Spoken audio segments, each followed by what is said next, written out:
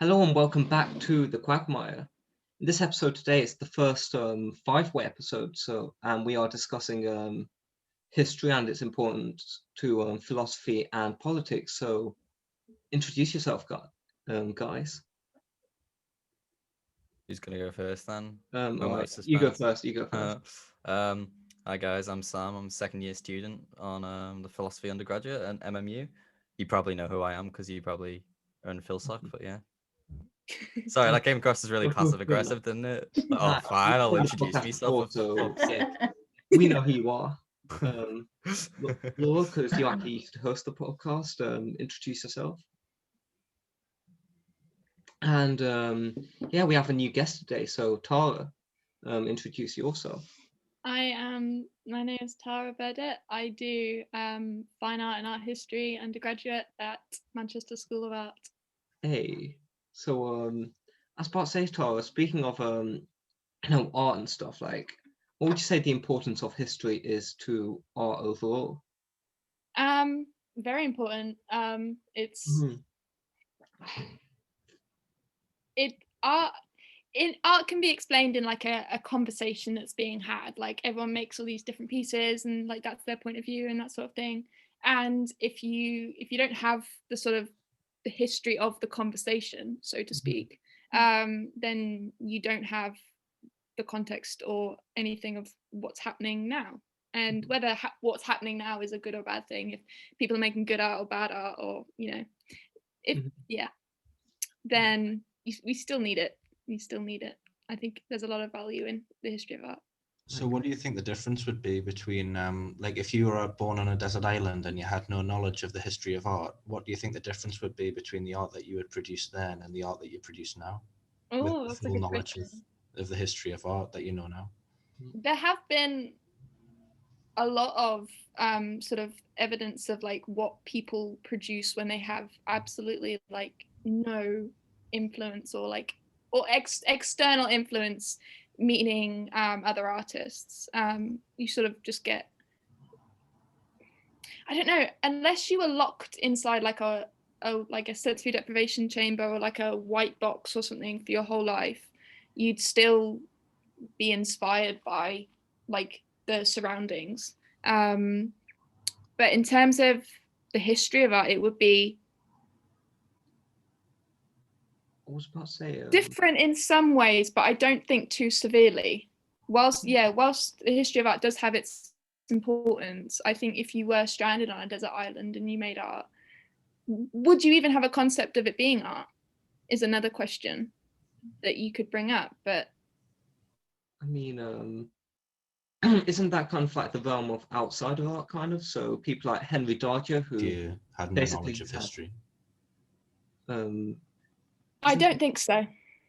I don't think so. Authenticity, there's a lot of factors in it, and Mhm. authenticity includes your own influence, like how you influence yourself to make art, along with like other things. But no, I don't think that would tarnish the authenticity of it at all. I was about to say, isn't it basically what outsider art is? So, like, people like Henry Darger, let's say, who literally, like, they had no art training, they had no experience of like art history and stuff. He was a little bit like, Mm. head, but yeah, he made some beautiful, like, beautiful art because it was just his unique mind and stuff, like creating, like, these paintings or whatever. Like, it's still Mm. beautiful art. So I feel if we didn't learn from art Daniel history, Johnson's a bit like that as well. exactly, yeah, for music, isn't it? But Like, yeah, you have that in music quite a lot as well, mhm. like outside of musicians.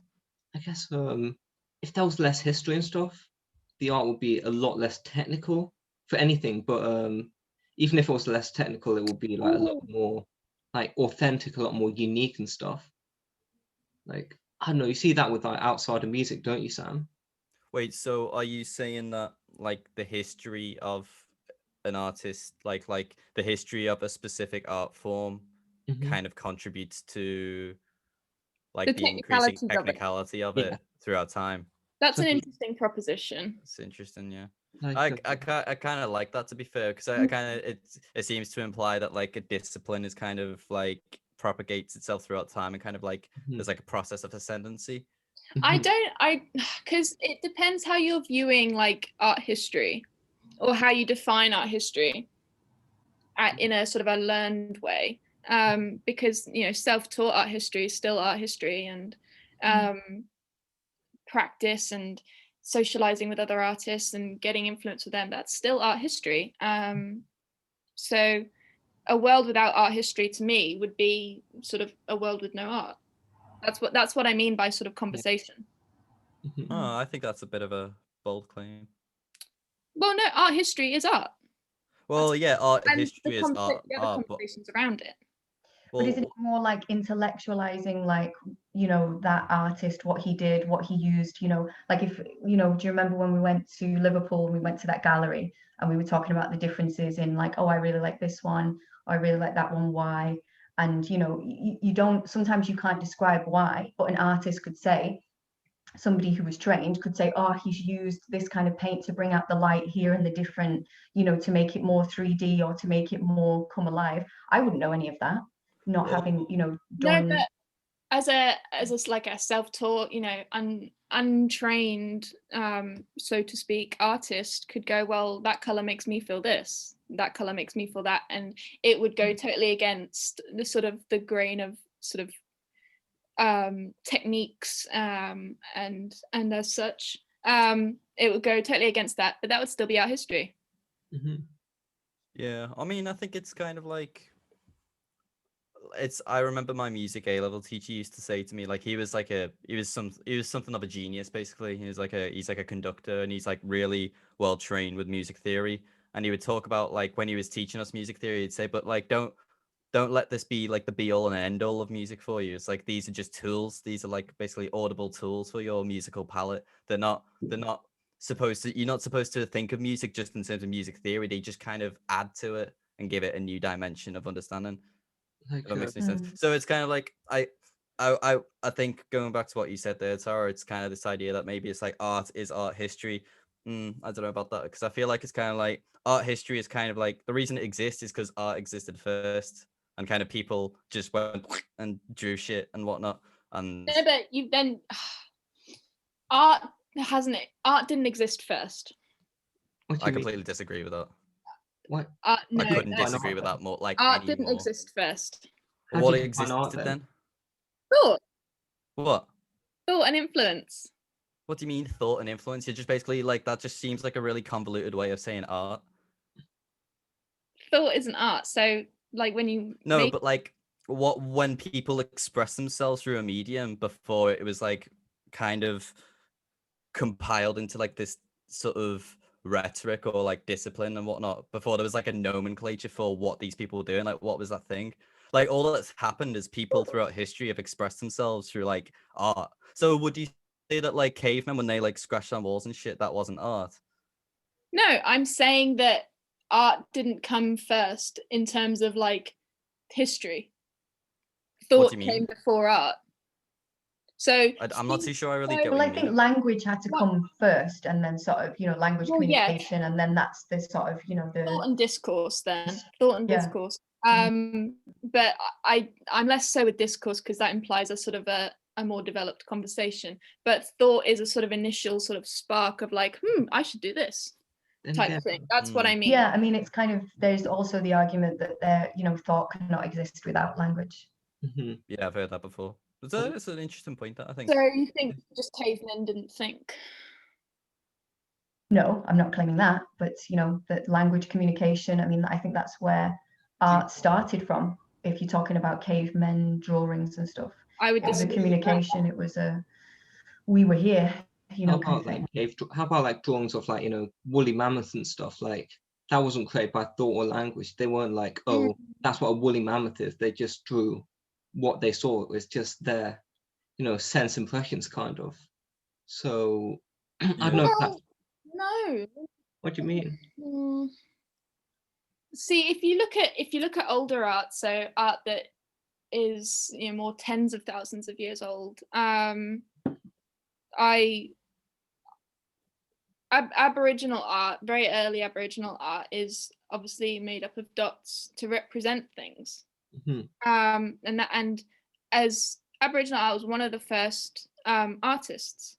They were the first kind of art movement, really, that we can see. But you can't say that the art was the first thing to. The art itself wasn't the first thing. They thought about it. They considered it, and they had all these kind of rituals and dream time of like visions, and then they sort of, art is the processing and the reflecting of that. So yes. Yeah. Art didn't come. So if we're talking about like the value of history, so there's like the value of the history of art, and then there's also, you know, a political stance on the value of history. I think, Aaron, that's something you wanted to talk about. Oh yeah, so I mean, almost every, like, you know, I don't want to say almost every like political discipline. Yeah, almost every political discipline is influenced from, like, you know, another, like, you know, past like thing. So let's say stuff like conservatism and stuff like, let's say Thatcherism, free market capitalism, that's influenced from people like, you know, John Locke and stuff. And let's say stuff like really strong authoritarianism, that's can be directly linked back to Thomas Hobbes. Like, furthermore, stuff like Marxism, if you've ever done any like reading into Marxism, you'll know that it's based off historical analysis of material conditions and past revolutions. So one thing is that, for example, let's say the Russian Revolution, Marxists won't be like, hey, we should not pursue Marxism because it failed here. They'd be like, hey, this is how it failed. This is what we should not do in the future. And also this failed because this was the way it was because it was a consequence of their material conditions. You kind of needed those flaws in place. So yeah, like, I mean, I'd say it's extremely important to politics, kind of, because I am, you know, a Marxist at the end of the day. Yeah. It's kind of I feel like Marxism was influenced by Hegelianism, wasn't it? Like historical materialism is kind of an idea in Hegel that what effectively humanity tends towards is this progression towards like absolute rationality. I mean, I'm really simplifying here because I'm like I've never read Hegel, which kind of this is what I know off like YouTubers that have told me, but that's kind of like the kind of principal aspect of Hegelian philosophy, is that we use history to kind of like, we almost see it's like a timeline, like we're at like point A to point B and we're on our way to point B, which is like the kind of end goal of humanity, which is like this absolute rationality. Because I think it's the slave. Oh, sorry. No, I was about to say it's because what happened was with Hegel and stuff is I mean, Marx said Hegel Hegel was all about ideas and stuff. He was about the history of like ideas and like rationality and stuff. But Marx tried to apply it to a political like concept, to apply it to like, oh, how will this philosophy work in real life? How will we apply this stuff? Yeah. Like I think he said the job of philosophers was to interpret the world. Now it's up to us to change it, or something like that. Right. And that just sums up. Yeah, like so that's kind of talking about, like, recently we've been talking about descriptive versus revisionary metaphysics more specifically, but I mean that could be anything really. So that's what you're saying, that he said the job of philosophers was just to sort of stand back and describe. But really, yeah, mostly, yeah, like but at the same time, it's not like philosophers can't change the world, but the primary job is to just, like, you know, interpret it. And now this is how, like, you know, from these interpretations we're kind of like, hey, how do we apply this to like reality and shit? How do we apply this to societal change? So in essence, a political theory can't exist without a historical narrative. No, it can't, because any political theory, like, not even just Marxism, but as I said before, conservatism was based off Thomas Hobbes. I mean, liberalism was based off, like, you know, John Locke. Everything has its, you know, societal, like, you know, beginnings, and everything is also, like, you know, context dependent. So what may have been extremely, like, you know, liberal, or like, you know, freedom inducing in the 1700s will be very authoritarian now. So we can't necessarily judge. So like, let's say we have a thinker like I don't know, Keir Hardie, like founder of the Labour Party. He had some very like reactionary views on immigrants, we can't necessarily judge him off that, but we have to judge him off the historical context and what he provided to, you know, history as a whole. I see. That's an Like, interesting point. but, Yeah. Yeah. I think the thing with politics is it's kind of symbolic of, like, this is actually kind of ties in with what we were talking about with the art and art history sort of distinction, or whether there's the same or not, is I think political theory is based off the society of just civilization, of like a culture that people live in. So when people live in a culture and a collective, they have to think, well, how is it that we organize this in a way which is universal, in a way that we can, in a way in which everybody can understand it and kind of play along. So for instance, capitalism kind of like, I presume, I don't know, this is just like my assumption, but I presume it sort of came out of this notion of individuality and agency, and it's sort of like, well, I have the right to sort of live a private life to myself and obtain material wealth for myself if I best so see fit or whatever. So, and then maybe like anarchist theory might be like sort of like, well, I live in a culture where I'm sick of people living privately and kind of like keeping themselves sectioned off, not living like a sort of communal life. I think it's the government's fault that have kind of led But us to private life is a relatively new concept. I mean, like in the Victorian age, like we didn't have a private life. Everything was very, or you weren't supposed to have a private life. You know, it was supposed to be all for public consumption, especially in the sort of middle classes. Like you were expected to be virtuous and, you know, do your duty and help, you know, the poor and etc. etc. in Western civilization anyway, you know, so there was very much in most civilizations, really, it's very, very public. Privacy and having a life is a very modern concept. I have a little theory that sort of incorporates like early noughties journalism culture. You know how like that, like Amy Winehouse and like all this thing with Britney Spears right now. The sort of idea of like a private life with like celebrity culture, well, modern celebrity culture. I'm talking really modern. Has sort of been pushed to such its edge now that we sort of expect to have a private life. Like we are not celebrities, so by default we sort of demand to have a private life. Well, isn't it more like I would say, like with social media, that we are also demanding to have a public and a private life, like to have those two kind of facades almost, you know, like the one that we present on Facebook or on Instagram, and then the one that we actually have that we feel like, oh no, you can't interfere in you know, in my private life. Same as, I mean, that's true. That's interesting, actually. Yes.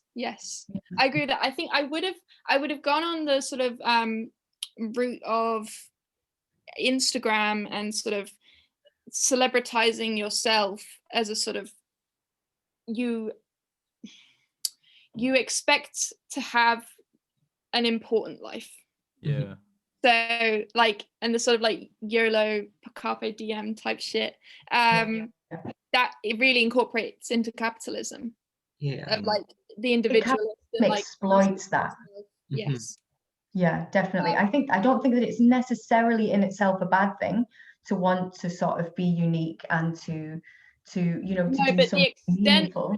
Exactly, but the extent that it's been pushed, I think, especially by journalism, modern journalism, has become problematic, and that's what it's made it into. We'll say as well, like with capitalism and stuff, one thing it does is that it commodifies everyone. It commodifies basically everything. So this isn't just like, oh, I'm presenting an ideal life. Like, so, you know, an ideal life for me would be just, you know, chilling with my mates and going out for, let's say, you know, some walks or whatever, like, you know, doing this podcast, like, but living the life. Yeah, like, but the way they portray themselves, it's a very commodified way. It's a very materialistic, like, you know, like being a brand, isn't it? Nobody is just a person anymore. Everybody is a brand. But I mean, in a kind of, I think capitalism, you know, it sort of capitalizes, for want of a better word, on things, the individualism. And but also in a negative way, that you are not good enough, you are not, you know, unique enough, you are not you know, your skin's terrible, you need to, you know, buy this shampoo, you need to buy this makeup, you need to, you know, get this haircut, and you're, you know, you will be better. And it's, I mean, a bit what we were talking about yesterday about the attachment, like that feeling of lack, you know, is what capitalism is capitalizing on. I don't think that in itself, I mean, I know you would disagree probably, Sam, but I don't think to have a feeling of lack is necessarily a bad thing in itself. I mean, I don't think a lack is a bad thing. I just think it's where suffering comes from.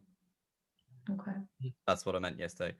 It's not necessarily a bad thing to, how should we say, or maybe not even a bad thing, but I'm not saying it's absolutely awful that people suffer. It's just, I think that's like the mechanism that underlies it, is you being attached to things that you can't obtain because attachments aren't what reality is, because reality presents itself to you as it is and only as it is, and then you have an attachment to a different conception of what that thing is, and then the clash between those two is what creates suffering, because you can't accept how reality is.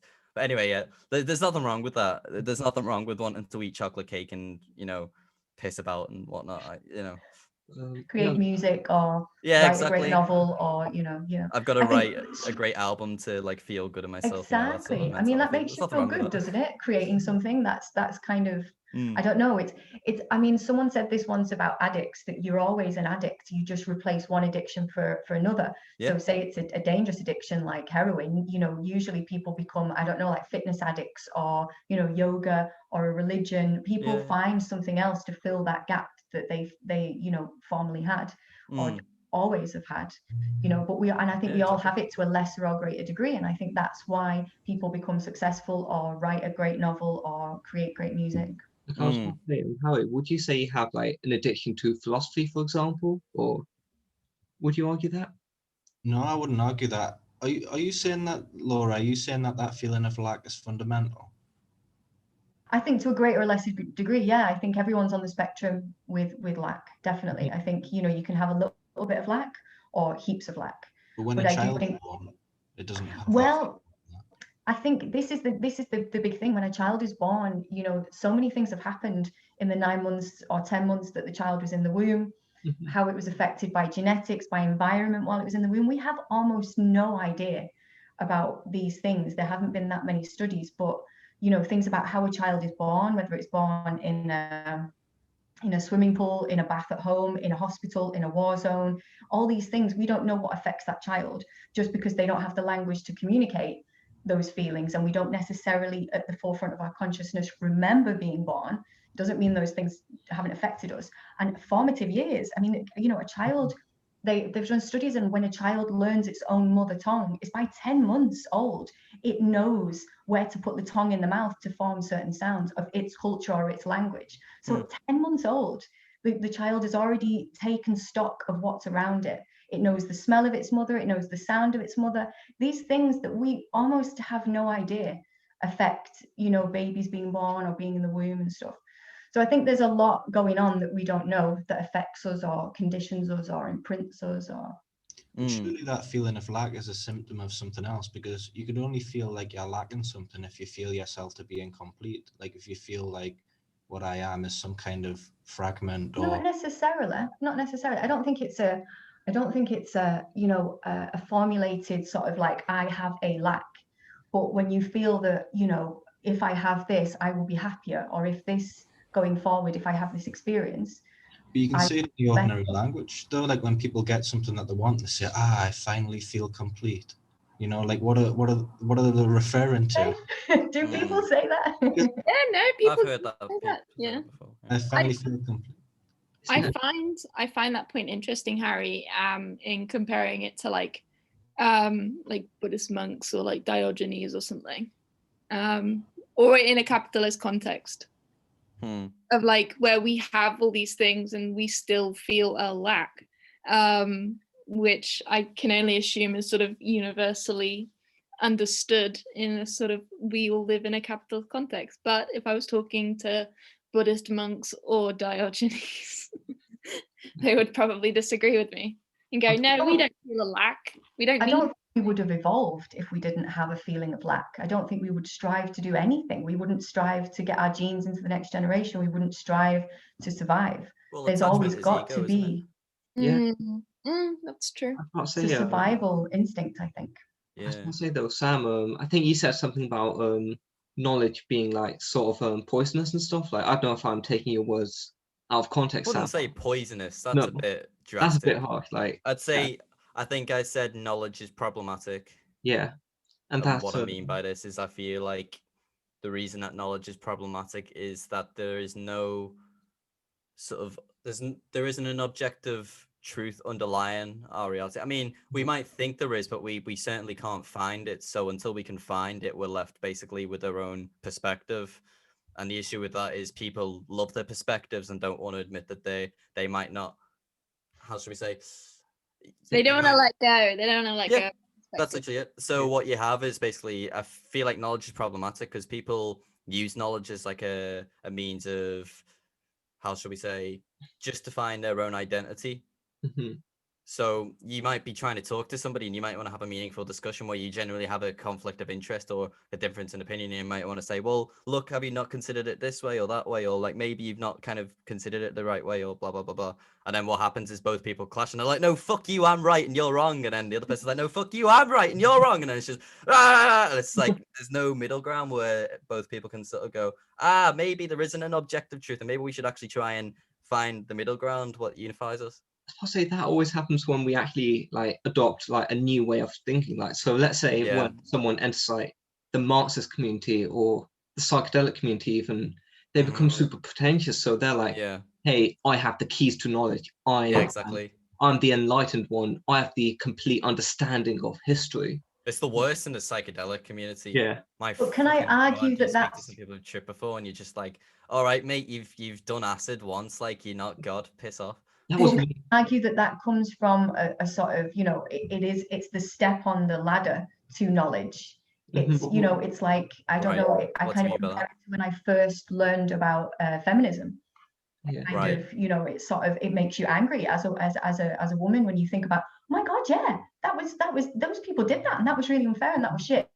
So kind of until someone Yeah. draws your attention to it, you don't really sort of realize it, and you sort of on that step, and then the next step is going, okay, so how am I going to change this or what can I do about it? But that first step of learning just makes you kind of angry because you've just learned about it and it consumes you and it's all you can think about, new things. Well, it's interesting actually you bring up feminism because to kind of bring it back to like the kind of theme of history is it's kind of like what these things are. They're like meta narratives. The same with Marxism, and feminism is another one, which is basically a way of sort of summarizing history or summarizing human existence in terms of this framework. I don't think So, like feminism a is a Marx- You meta-narrative. don't?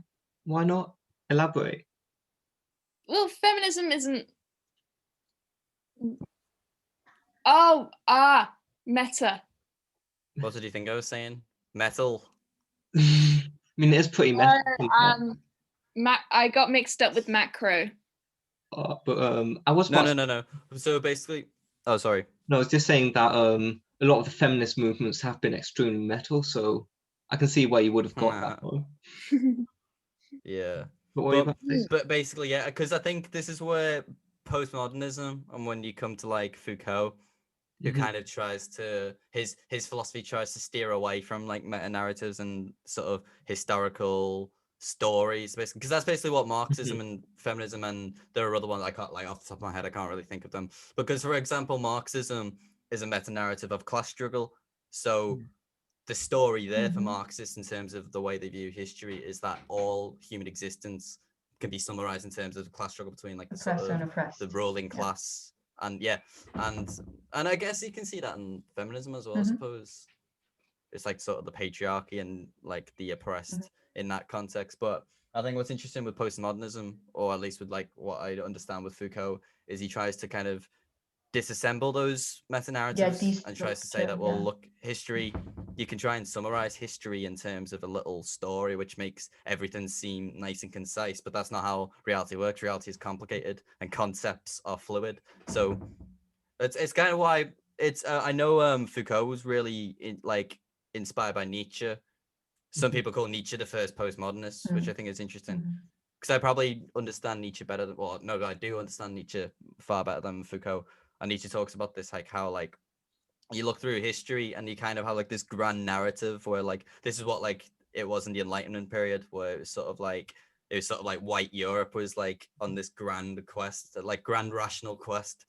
We had like great thinkers like Kant and Hegel and whatnot, and it was this sort of like, oh, we are the rational sort of divine. Well, to be honest, I mean, I read an article sort of recently about like, you know, I was sort of delving into this, you know, Kant, was he a racist? Is he racist? Like, what can we sort of say about Kant? And it was sort of not defending him, but sort of trying to put it into some kind of context, that he was the first world philosopher. He was the first philosopher to go beyond his own shores or beyond Europe in that way, to sort of he you know, and he talked about meeting other cultures and what his sort of first impressions, and there's always going to be that comparison of, you know, this culture is this way, so he observed, and you know, and so kind of in that context he had nothing to go on from before. He was the first one to talk about other cultures in a philosophical context. Yeah, and a scientific. Like, these other cultures are all right, but they're just not as smart as us white folk. Yeah, so he wanted to categorize everything, and that was, I think, his scientific mind in a simplistic way. He wanted to categorize and say 1, 2, 3, 4, 5, not in a sort of this is better, that's worse, just putting them in different categories.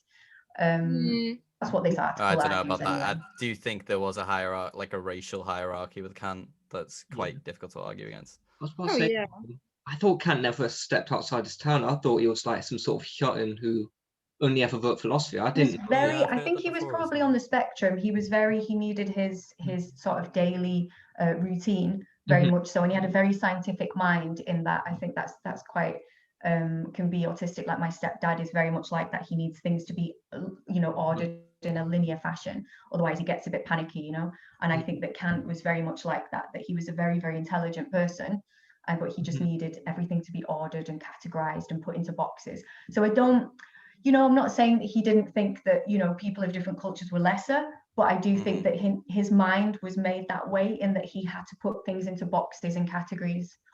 Yeah. Well, maybe can I propose a question? Just because I was talking about this now. The central theme of this podcast is what is the value of history. So I suppose it might be interesting to think, well, at least I'll put forth what I think. I think history is valuable insofar as it provides us insight into how human behavior has been in the past. But I don't think we should live our lives insofar as our lives are an extension of these historical narratives that have come before us, if that makes any sense. Okay, so learn from them but not be ruled by them. Well, exactly. So I think it's because, you know, people love tradition, or at least in this country they bloody do. Like, people love to like kind of hold on to the past. It's like, oh, that's tradition, you can't do anything else because that's not how things have been done before. But hindsight is often sort of tainted with you know, like rosy colored glasses, isn't it? Like you look back and go, oh, that was, you know, you remember the good things instead of the bad things, and that's just what memory does. You know, that's what, you know, we have to sort of do to go forward, I think, so that we don't have too much kind of mental health problems. But it's kind of having that self-awareness that looking back is going to be slightly skewed, and it's also positive. It's also to like, oh, sorry, I was gonna put in a little comment about how Kant is like very on the dark red of my sort of traffic light system. Oh, he is a racist. That's not, you can't deny that. Yes, he is a racist. But and I don't like, I agree with your point, Sam, in that I don't think we should be glorifying them, but not glorifying them, but sort of going, yeah, sure, like Kant did this, whatever. Well, I'll actually go one step further and say that, you know, we said before that all political theories and whatnot, they are in themselves historical because they're kind of predicated upon conditions that have come before them. Well, I think, well, exactly, and I'm trying to extend this point that we shouldn't live our lives in terms of these political theories and frameworks. We shouldn't actually live our lives by saying like, well, no, this is a framework that exists and is right. So it actually ties in with the idea that, you know, what you said, Aaron, about like how knowledge is problematic. This comes in terms of sort of viewing reality in terms of, oh, well, I'm a Marxist or I'm a feminist or I'm a conservative. It's like, well, what is it in your mind that's making you say that you are one of these people? What is it about this set framework that you're so sure is right? It's like, well, look at history, man. This like, you could just look at history and see class struggle. You can just see, you look at history and see blah blah blah blah. And it's kind of like, well, yeah, but you can look at history and see lots of things because history is complicated. Because history is just basically what's happened before, which is reality, and reality is complicated. So yeah. And also Nietzsche's point about, like, you know, you weren't there, so you're never going to experience it in actuality. You're never going to really know what it was like to be there.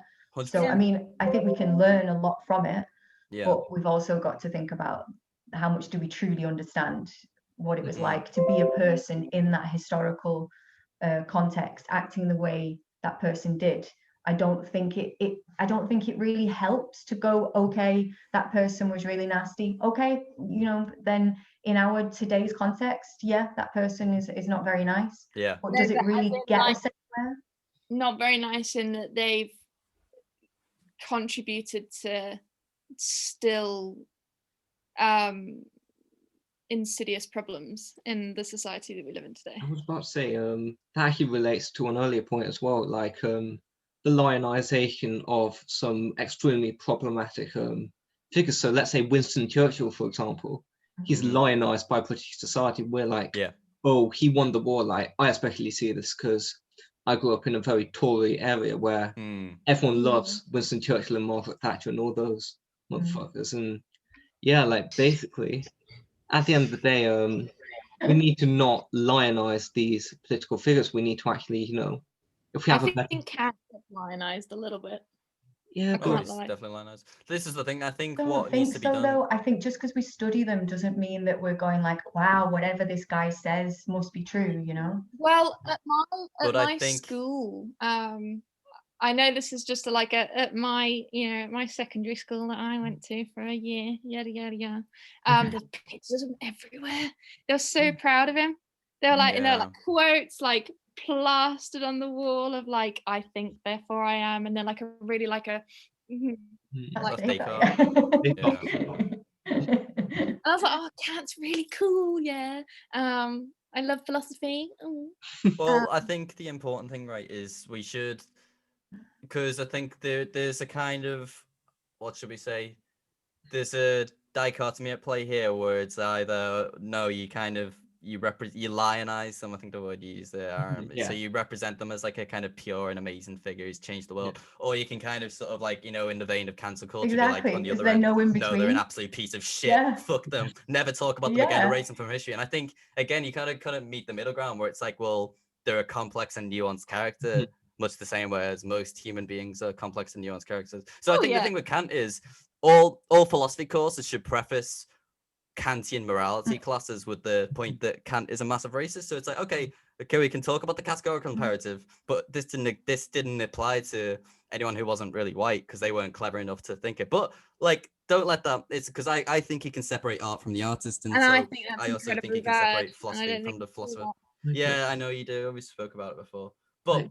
anyway, just to finish my point is I think it's like when we're talking about people like Churchill and Kant, we should just basically we should try and include as much about them as possible and kind of leave it up for people to kind of take from it what they will, not trying to hide the fact that they Sure. did bad stuff, to kind of be like, no, they're a good person, and then not just go, no, they're a bad person. That's all there is to it. It's like, well, But I don't know. It's kind of, it's the critical theory thing of, you know, like when you study something only within the context of its history, or do you then look at it through a lens of feminism? Do you look at it through a lens of postmodernism or Marxism or whatever? You can look at it through any lens, but you've got to know that you're always looking at it through a lens, whether it's your lens, whether it's, you know, so you don't know what that person intended when they speak unless you ask them, you know, unless you were there, or, you know, all these kinds of things. There's so many nuances.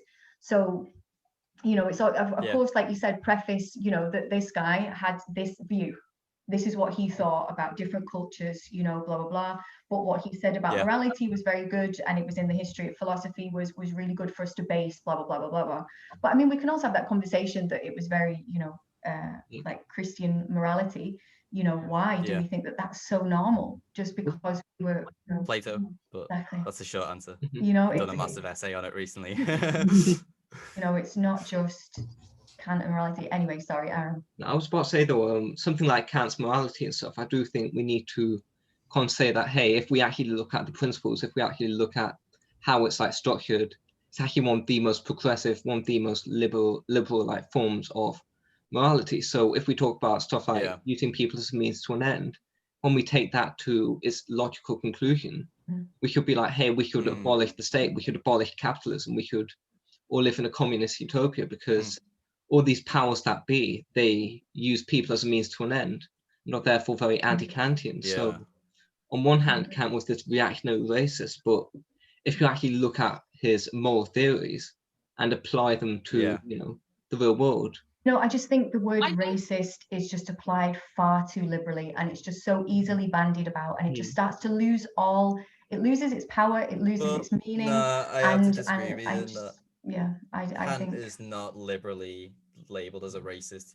He was a scientific racist, which is like the worst kind of racist. Yeah. He genuinely thought there were like actual biological distinctions between racial categories, which is probably like that's like borderline like genocidal, I think.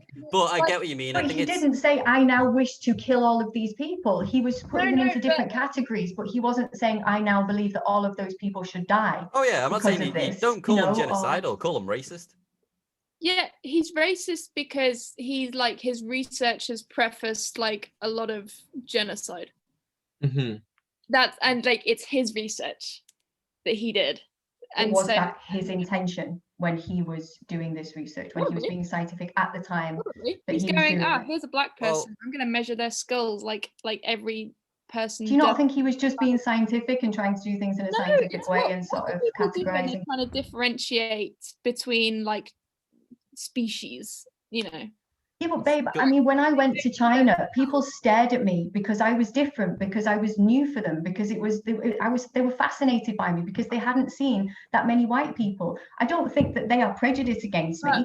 I don't think that they, they might think I'm a freak, but it's not the same, thing. To not be used to something is not the same thing as being racist.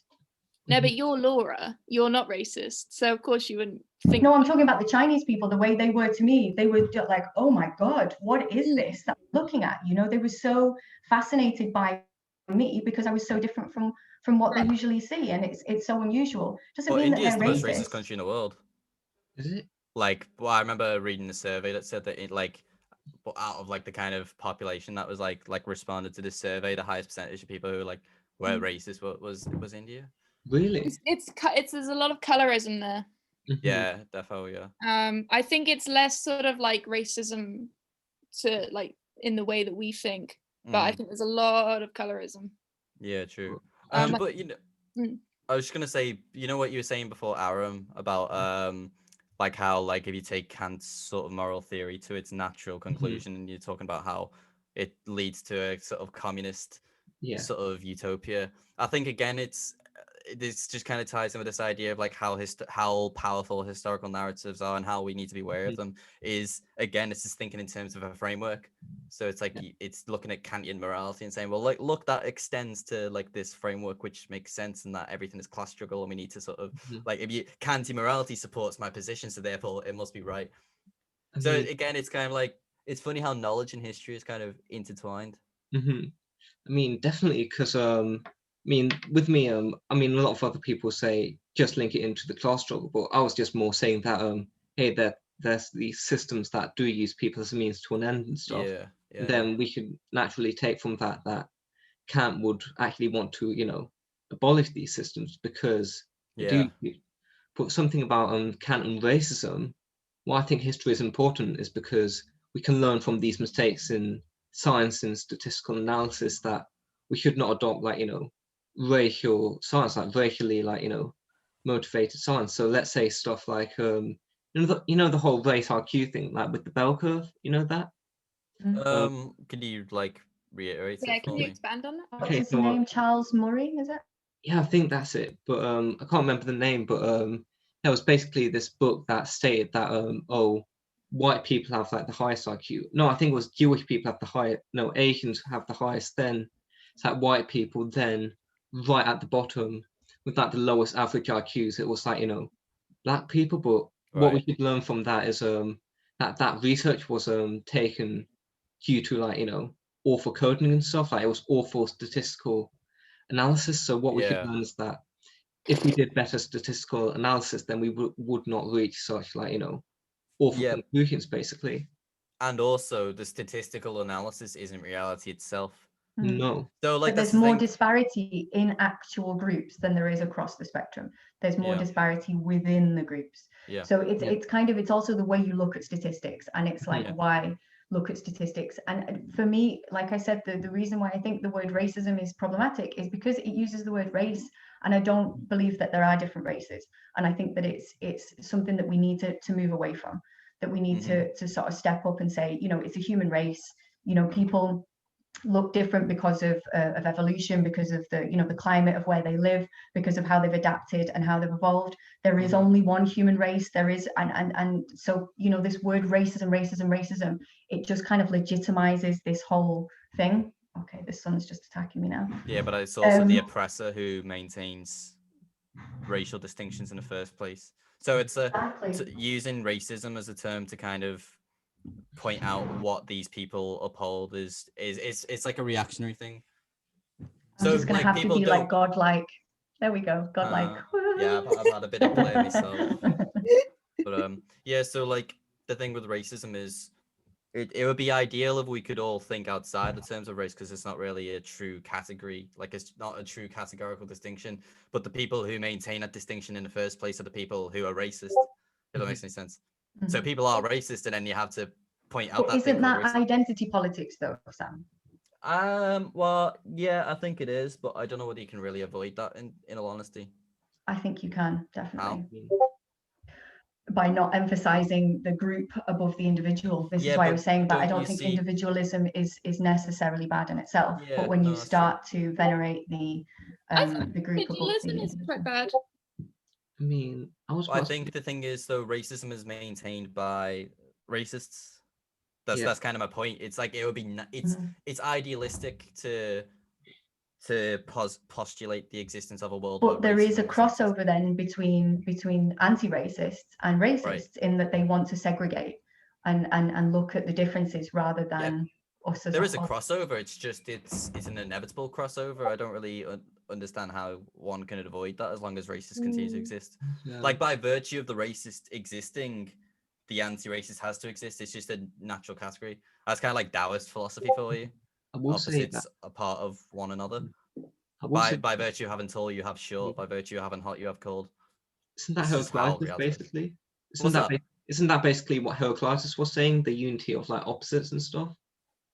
Yeah, it might have been. I'm not. I don't really know all that much about Heraclitus, but I was about to say as well. Speaking of like, you know, racism, one thing you'll notice that is let's say with like proponents of racism, like people who try and like push this racist narrative, a lot of the times it's as a consequence of like, you know, capitalism, because say the bourgeois media, so like the Daily Mail and stuff, they'll push these narratives of like, oh, it's the migrants who are taking away your jobs, oh, it's those dirty Muslims who are destroying the economy and shit. So divide and conquer, literally to divide the working class, because they know that a united working class will utterly trounce them.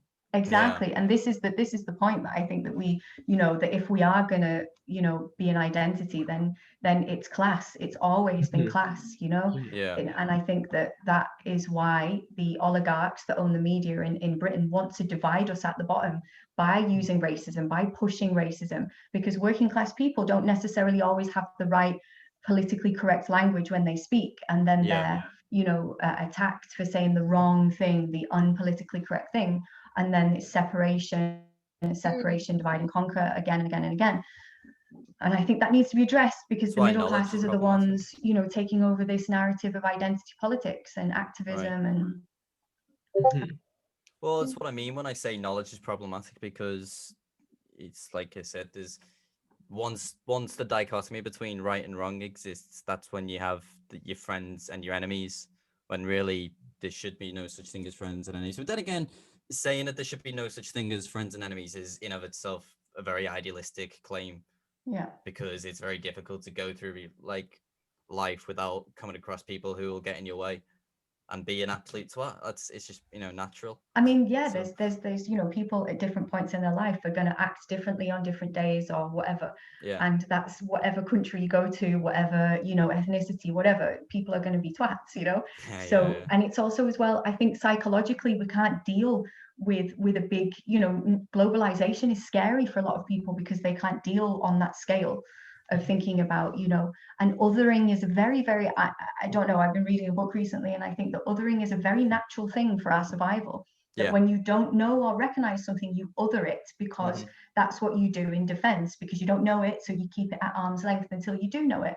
But the second, it's like if you take racists and you put them one-on-one with a person that they so-called hate, you know, it nearly always breaks those barriers down. As soon as they have that connection and see that person on a one-to-one human level, is this just breaks down all those barriers of racism. But it's just, at the moment, this segregation that I think identity politics is pushing is making that worse and is further dividing people. Do you not think it's a bit reductionist to kind of like reduce all segregation down to identity politics? Like, surely it's more at the moment, I don't think it's all segregation is down to identity politics, but I think that the very people that are trying to move forward and progress are the ones that are actually sort of going backwards a little bit at the moment. Well, maybe. I mean, like what though? What's an example of this? What I just said, identity politics, and yeah, but like what's identifying like me by my race first. So yeah, I am a white that's woman. kind of like what identity politics is, but like what's an example of people who maintain identity politics as like a political position having caused like furthered segregation, if that makes any sense? Like, is there an example? Isn't it kind of the discourse at the moment that, you know, kind of, I don't know, if you're part of this group, then you must think this way, like you homogenize a group. Well, no, I it's don't know not whether that's that, really like it's not that the you way it think is. that way. It's more that sort of like you have that sort of life experience. Sure, yeah. But like, I mean, as Miles will attest, that just because he's a young black gay man, that's, you know, there's quite a few things that he doesn't think the same as every young gay black man, or every young black man, or every black person, or, you know, he is an individual at the end of the day. And to sort of lump somebody in with an entire group of people and say they all think this politically, they all want this politically, they all, you know. But who says this? By the way, though, for context, everyone, for context, Mars is some guy it's like a mutual friend of ours, and we absolutely need him on the podcast and stuff. Like, he usually discusses stuff like, you know, racism, how it's affected him, like, you know, and he will be on the podcast in the upcoming future, by the way. Like, you just add some context here. Yeah, like, for anyone who doesn't know who, like, you know, Mars is, and also getting back to that whole, like, you know, othering and stuff. Like, I think we can use history to look back at why, you know, people have this othering, because back when we were cavemen, we'd need to stick with our tribe and stuff. Another tribe or whatever, like, they could end up, like, you know, killing you and taking your, like, you know, supplies and stuff. So we kind of built up over time that need to other people who were outside our social group. Yeah, of course. Tribalism is an interesting sort of theory. Like, I remember my granddad was talking to me about like how there was this study that when women like are on their period, they wear more makeup, so like it's a sign that they're like ready, like more fertile or something like that. And he was like saying that's like he was linking that to like our sort of caveman tendencies. Love that.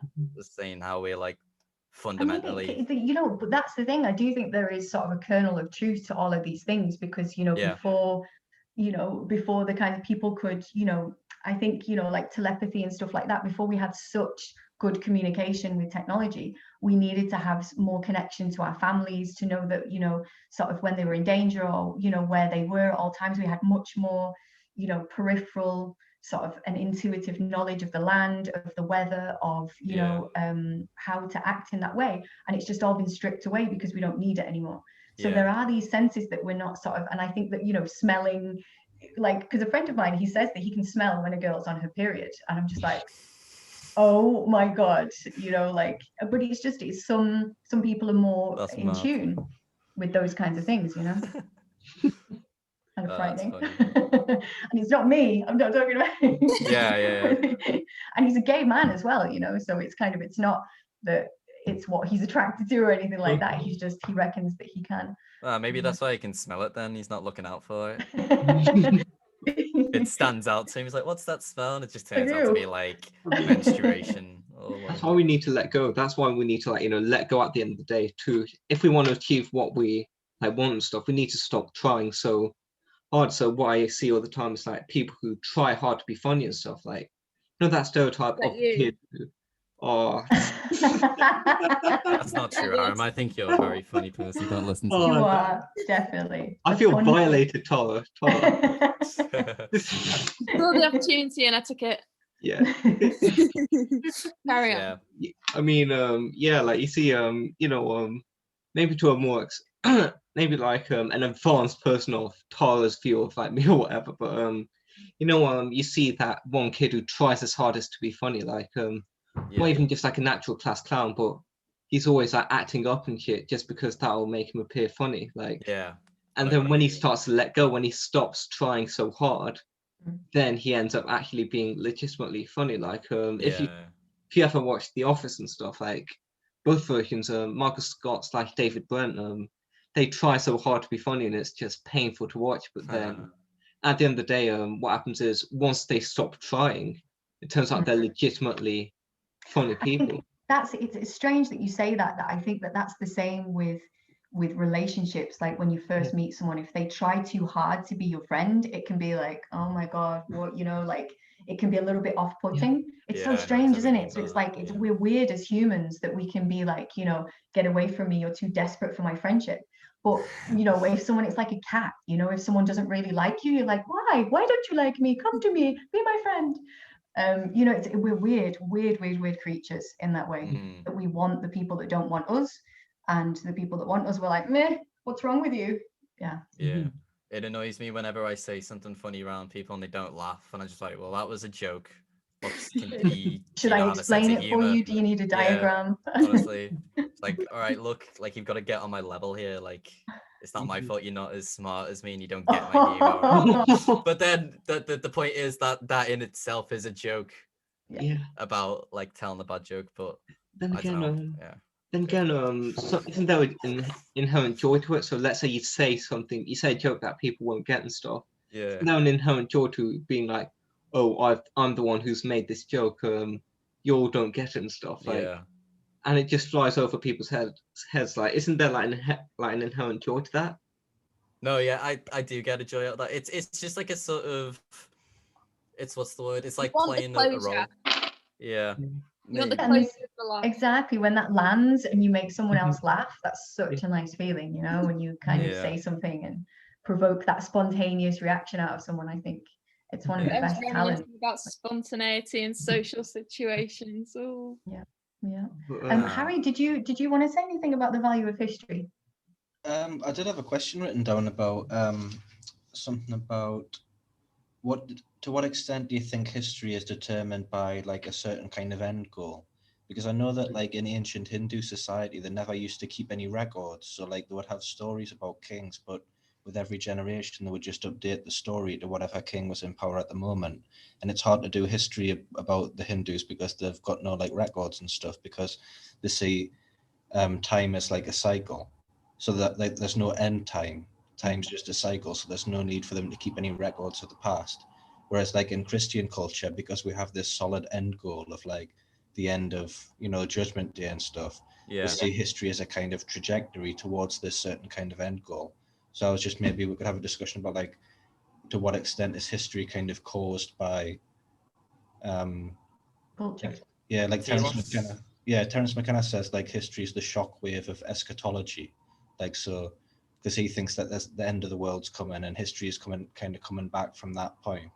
Let me just Google eschatology. Just like the end of the world in Christianity. Or like, just like the end of the world kind of thing. So to what extent is history a trajectory towards a kind of certain end goal? I think history, in terms of, at least maybe in the West, history, like if you see history as something which is fundamentally Christian, dating back to Plato, there definitely is an air of this idea of an end goal to reality, or I went really close to like that, or like history I think it's Aristotle calls it telos, which is like a purpose or a drive or an end goal, which is essentially like in under the guise of like Platonic metaphysics or Christian theology. What you have is essentially that like life exists for what exists outside of it, which is like the other world or the true world or the real world, whatever you want to call it. But effectively, that life is almost like a kind of natural progression towards this more higher divine reality, which is what's actually meaningful. But I think it's interesting if you consider if we live now in a more secularist age where we've kind of advanced past Christianity, what are we left with now if that end goal is gone? But it's interesting that you kind of say that, because if you think about the sort of Catholicism and the Christianity, it's about how you live your life and your sins and atoning for your sins and asking for forgiveness in order to get into heaven. That it's kind of it is reflected in history, the way history is written. You know, the good things that people did, the bad things that people did. It's like Santa and his list, you know. It's sort of following that pattern. So that's really interesting. I've not sort of thought about it that way before, that we keep a record of what people did, and is it because of Christianity that we do that? Perhaps. I mean, I don't know whether Whereas it's necessarily the Hindus because don't. of Christianity, but I think it's also perhaps, I don't know, that's actually a very complicated question to answer. I agree with Laura. I think it is because of Christianity. And the way like Christianity has sort of taught us to think in sort of linear terms of like time is a straight line and it will end soon or at some point, because obviously like it sort of won't really, not in our lifetime, not relative to us. The idea that time has an end has no relationship to us like as people at all. Well, our time will end soon in the future. Our time will end, but it doesn't have a relation, like the idea that time will end, like time itself, that like the universe is created and will die, that doesn't have an impact on our life at all, I don't think. Well, God, because God in like early Christian theology is referred to as causa sui, which means the cause of oneself. Which, because that's what a lot of like Christian ontology is based around in terms of talking about the origin of God, is like the idea of like there must have been like a prime cause or a first cause, which kind of like it was like someone who pushed the dominoes over, if that makes any sense. Yes. I mean, so you think really, starting but not an end? What's up? You think there's a starting but not an end? Well, I think I'm just kind of talking in terms of like what people like Anselm and Aquinas would have talked about in terms of like defining God. Because obviously the natural question that one asks upon hearing this theory is, well, okay, but like who caused God? Because if God started everything, what started God? And you end up in an infinite regress because you just go back for eternity. So then maybe what one has to say is that, well, maybe there never was a start, but then that's confusing as hell because it's like, well, how could there not be a start? But I also think that's there before.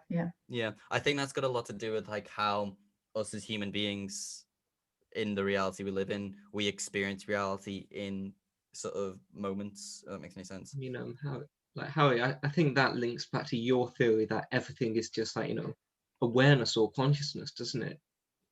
Sure. I mean, there's a certain extent to which, like, if history is always oriented towards a certain kind of end goal, then with like the death of God and stuff, like no one really believes in Judgment Day anymore in our culture. Yeah. And so could that tie into the kind of cultural crisis that we're facing at the moment with, because we haven't got an end goal towards which we're oriented, our entire kind of history is thrown into jeopardy because we haven't got any direction anymore towards which to orient this kind of arrow of history. And so we're kind of collapsing back into kind of a historyless state, like the Hindus. Isn't that what Nietzsche said with God is dead? Isn't that the issue he faced when he realized that God had been like, you know, disproved, God is dead? Isn't that like what he felt to be the issue, kind of? Yeah, it's mad. I've literally just written an essay on this, so it's kind of still fresh in my mind. But like, because what God is essentially like it's like the most ultimate representation of telos, or like the world outside of life, which dates back to Plato. So it's like when you get rid of this end goal, which is basically like trying to kind of attain salvation through a world that exists outside life, through moral and virtuous rational behavior, etc.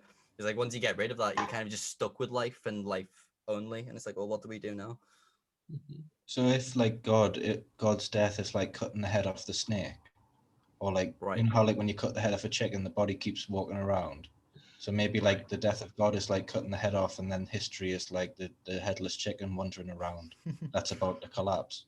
Well, I think it's the interesting, like, the thing with history is it's effectively just like at its core, like the most layman's way of talking about what history is basically just like it's stuff that happened before. No, but stuff that happened. you always what? context. Well, you say that it's stuff that happened before, but Yeah. it's more like a narrative, isn't it, that you construct in the present? Well, when my next point was that like at its prime, like all history is stuff that happened, but the way you understand stuff that happened before you is by putting it, like you say, into this framework or a narrative. So it's kind of like, this is why, to go back even further before to what I said about like how we should be like wary of the frameworks that we sort of operate within, because those frameworks in of themselves have a historical context. But I don't think that we can get away from that. Like, I don't Right. think as humans that we have any other choice, because when the present is happening to you right now, Yeah. you don't always feel the same about it than when you look back on a moment in the past and go, oh wow, that really changed me, or that really affected me in this way. But you don't realize it in the moment when it's happening. It's Yeah. only with hindsight or in context when you look back. I think there's lots of different frameworks that you can sort of different frameworks, i.e. different perspectives that you can choose to look from. That I Yeah. think Choose, like literally choose. Yeah, I think so. I So think like the lenses, like the kind of. Yeah, sort of. I like that word, lens. Is that kind of your point? That was yeah, the sort of that's the kind of critical theory. That's the point of critical. Well, that's what I understand about critical theory, is that you look at things through a lens of, and you can look through a lens of history. You only take the context, or you try to take the context of the era it was in and what was happening, and the actual author or whatever, or the artist. Or you look at it through a lens of today's feminism, or the feminism of the second wave or first wave, or so it's taking different sort of things and observing it through that lens, and critiquing it.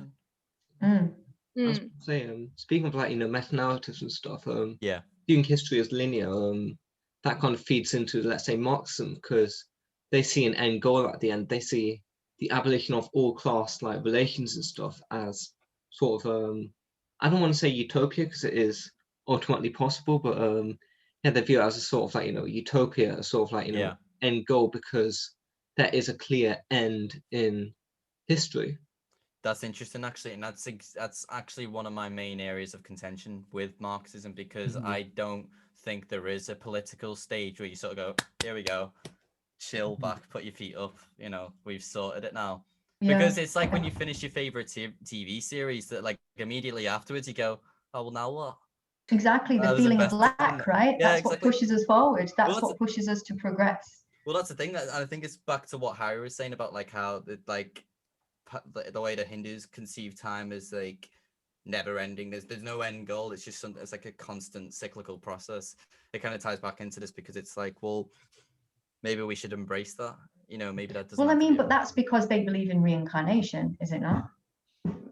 Well, I think so, but I think it's. I mean, different Hindus believe in different things, though, don't they? So I'm not sure if there's a difference. Sorry. The sea time is cyclic, so the sea reality is like the dream of the godhead Brahman, and so Brahman dreams in cycles where he kind of wakes up and realizes who he is, and then he falls back asleep, and it's called a kalpa, which is like 100 billion years or something, and like of like Brahman's dream cycles.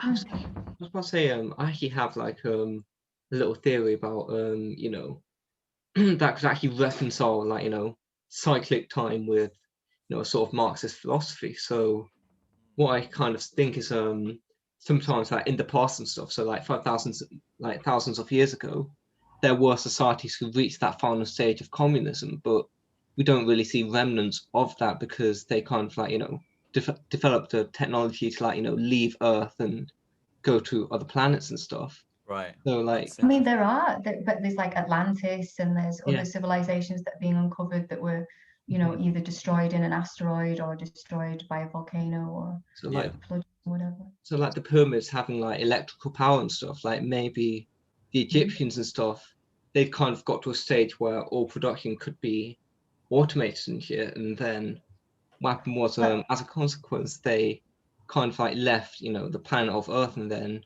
what we are is we're humans that, you know, we're like the new kind of like, you know, generation of humans that are meant to, you know, I don't know, like eventually leave Earth and like develop a communist society. Yeah, definitely, because there's that school of thought, isn't there, that the original perfect pyramid, I'm not sure Mhm. which one it is, that was already standing and they just tried to copy it. So Yeah. actually the Egyptians that we have studied, like we studied the pyramids and the Egyptians on the access course that I did. And yeah, there's sort of a hypothesis that one of them already existed, this perfect pyramid, and they were just constantly trying to recreate it and they didn't have the tools or the technology. And so who created that original pyramid, and where are they? I love stuff like that. Yeah. That's crazy. Like what you were talking about then, Aaron, reminds me a lot of like what Graham Hancock talks about, like ancient civilizations. That sort of thing. That reminds me of the Library of Alexandria.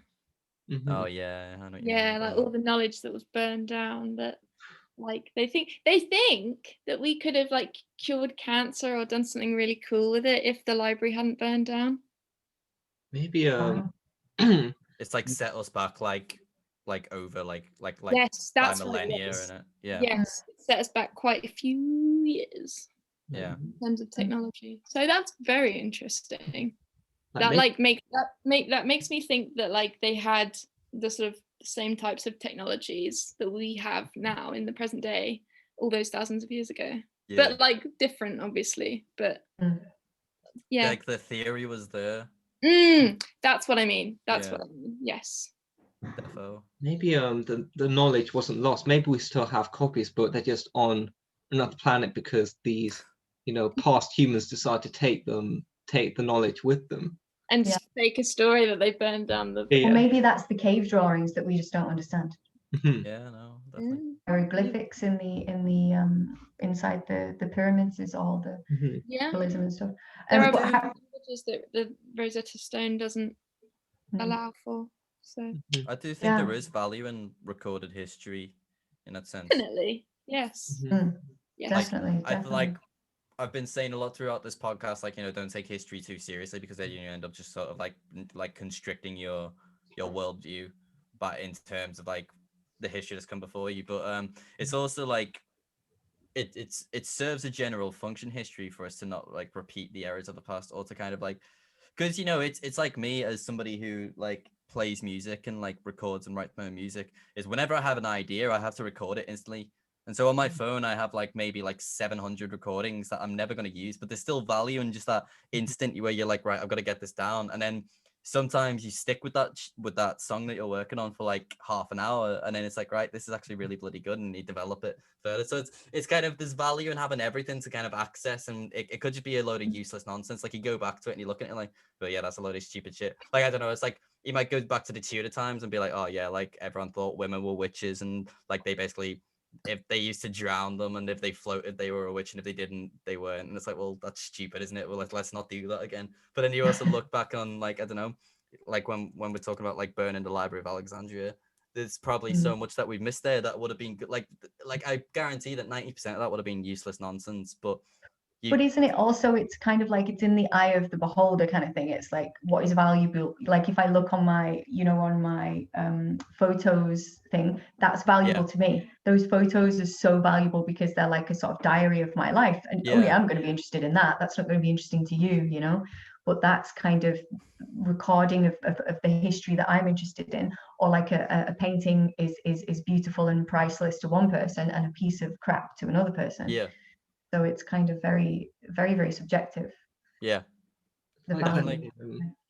Had the Mona Lisa and stuff, like not actually that impressed with stuff. Like, I know I'm probably going to get slaughtered by a lot of people. No, I agree with you. Yeah. Yeah, no, we Is that even it's very controversial? disappointing. It's like you look at it, it's a lady smiling.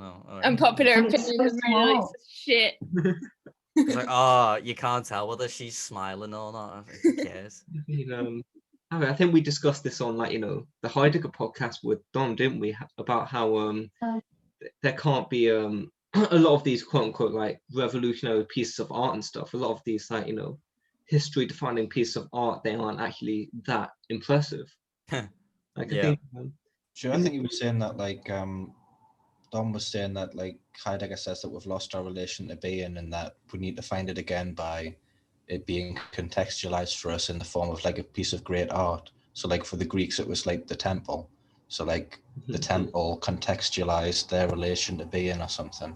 And we're waiting for some kind of great art like that. And I think that Heidegger thought that the poetry of Hölderlin could serve that function or something like that.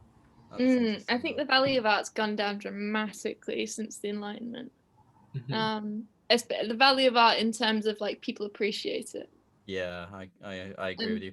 It's sort of its integration into people's lives as well. I think there are different art forms that people value nowadays, but I know what you mean in terms of because the most amount of money that's been spent on anything ever was gold, because people in ancient time. Well, I don't know whether that's exact. It might. Most amount of money spent on anything ever. But my point is that people before in middle what do you call that sort of era before the Enlightenment age, but before then 1600s and whatnot, people were they realized the value in seeing a giant structure and golden frames and whatnot.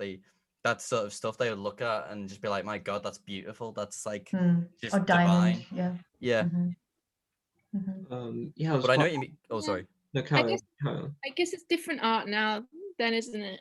If you translating what you said into the present day, it's all like the Shard and all these cool buildings that we can build that are huge and phallic and impressive. Yes. I think music and film are probably the most popular artistic media now. Music definitely. I think film is on the downhill. Do you think so? Really? I think so, yes. People are cinematography when you sit in a room with a huge screen and have that cinema experience or cinematic experience. That's not going. Say again. Less people are going to the cinema.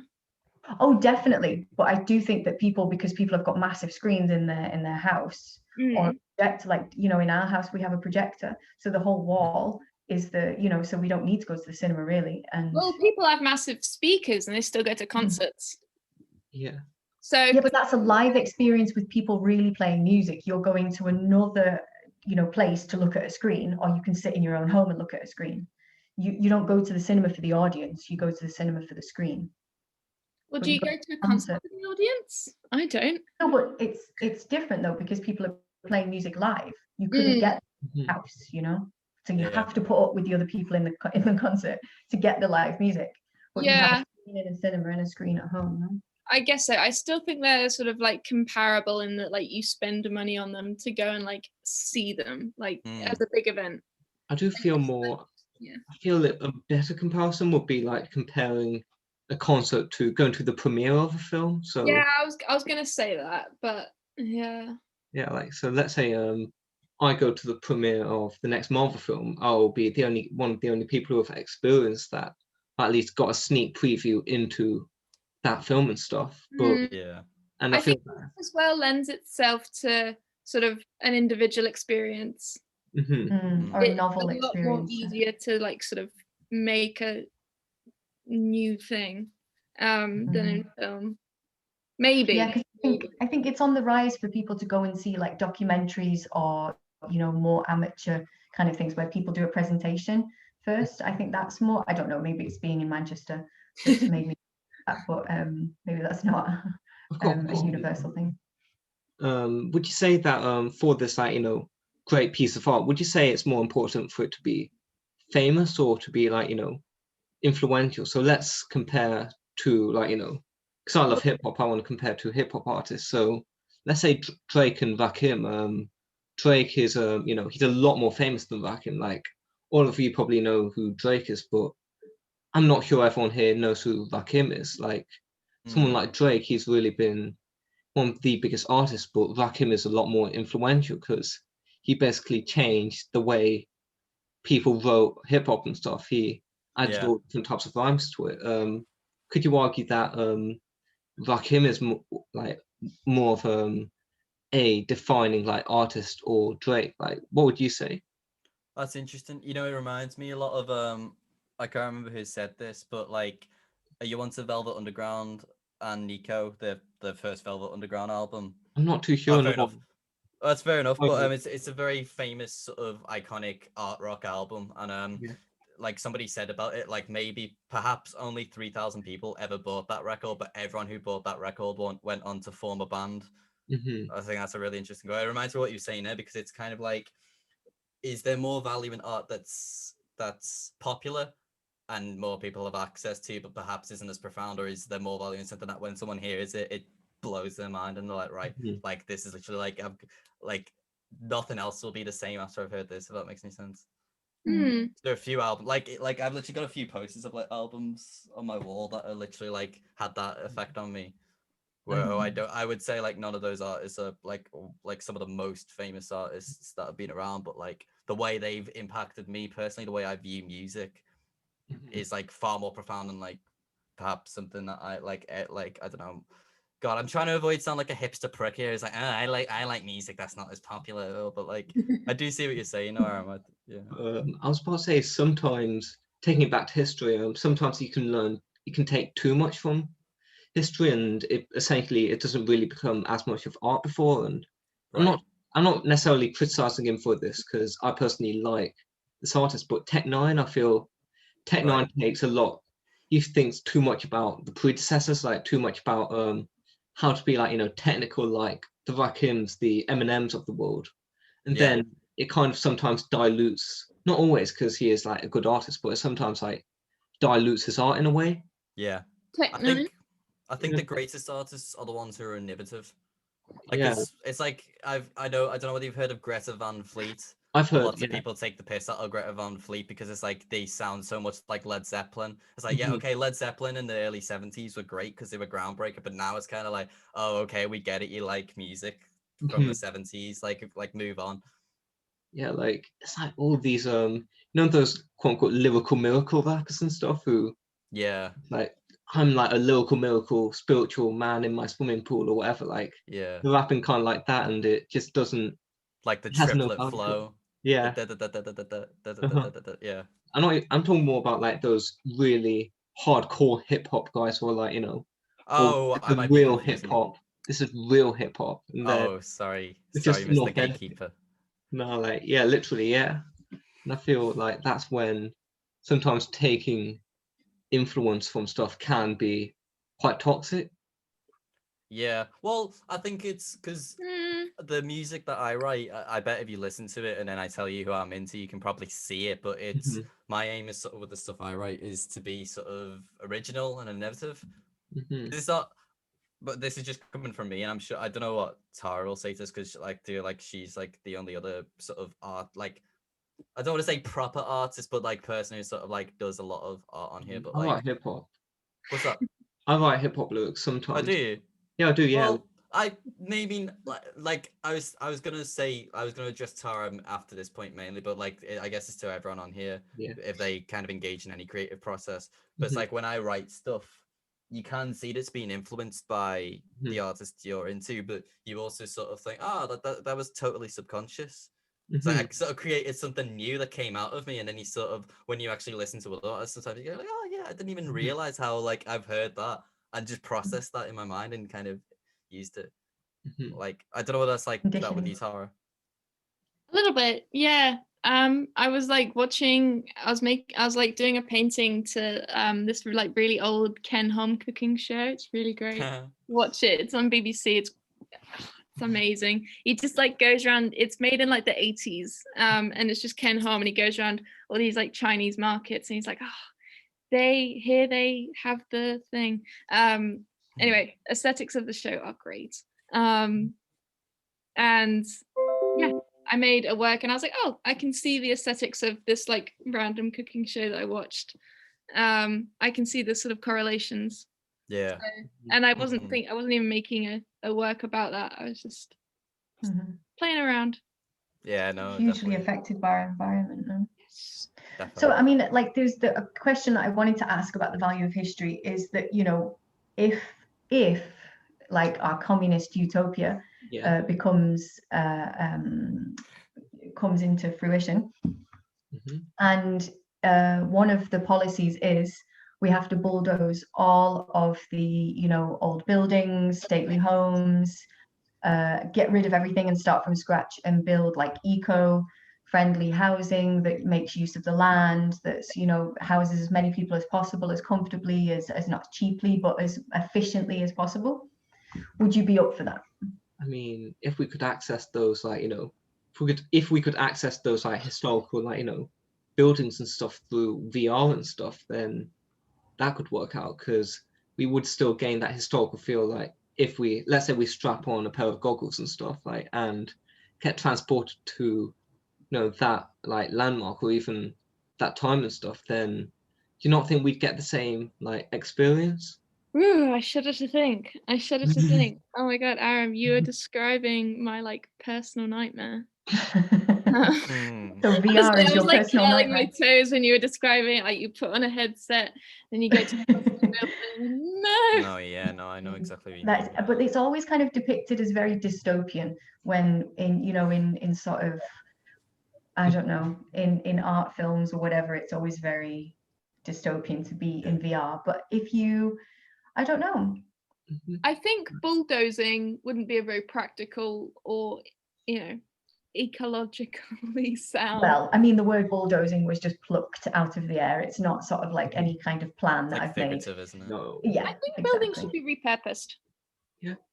I think buildings should be repurposed, both interiorly and exteriorly, mostly interiorly, because that's where we can kind of like have the most human impact on the human pleasure of the surroundings. Well, it's like I'm an Everton fan, and we're probably going to get a new stadium, and that means that our old stadium is going to probably be demolished and like houses will probably be built on top of it. And it's one of them where like our stadium, Goodison Park, in a minute, it's like it is a shithole if you've ever been. Like it is old as fuck, and there are loads of poles that block your view when you go. But at the same time, it does quite hurt to think that it'll be gone, because like that's like the first ever football game I ever went to.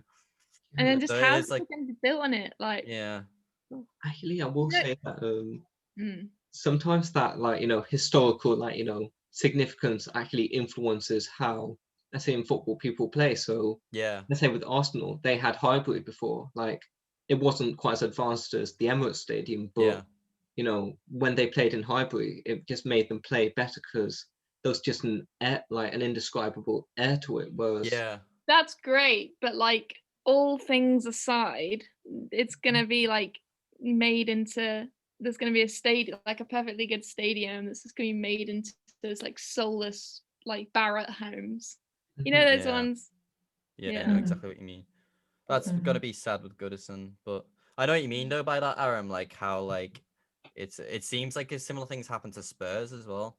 yeah, like it was originally at White Hart Lane and stuff, but then Mm. they just get their new stadium or whatever, and it's just, I don't know, it just takes the soul out of the game. Like, I'm not saying football's similar to reality, because I feel football's a lot more soul based than reality is. But yeah, you see it a lot when big teams demolish their old stadium and then they introduce this giant, like, you know, ground and stuff, Yeah. because the former like significance of the stadium has been, like, you know, removed. Mm. Then, you know, it gives it makes people play a lot like worse and stuff. People don't feel the real effect of the stadium. Yeah, of course.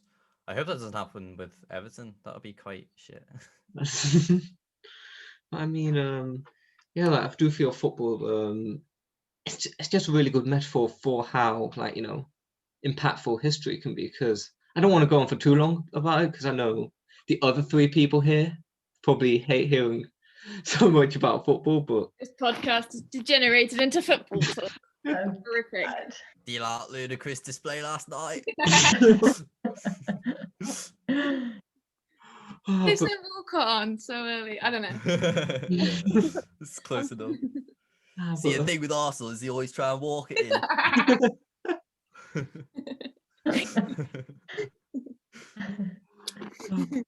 I haven't seen that episode of IT Crowd in so long. I was watching it the other day actually while I was like having lunch. I thought I'd put Is this it? on. Yeah. It's a funny episode though. See, I've like banned myself from watching TV in the day because I just get stuck. Mhm. I like Yeah. My grandparents used to do that. They were like, no, that's like the journey to death. That's you have to do, like, That's all as my soon as you start watching grandmas. TV in the day, it was like a big no. That was no. especially in lockdown, like I don't leave the house at all. Like I don't leave my spot. I've got my spot on my bed with my things set out, and if I don't, yeah. It's And like, are you eating, Yeah. Tara? No work getting done. I suppose it's kind of like, I mean, stuff like Peep Show, you can just start binging and stuff. Like you just, when you start watching it, you just get locked into, I don't know, different headspace, and then by the Yeah, time I know you what wake mean. up, a couple seasons have gone by and stuff, and you know what I mean? Like, I mean, Yeah. I guess art has that significance if it can, you know, lock yourself into such a state. It just shows that it's very significant piece of art, kind of.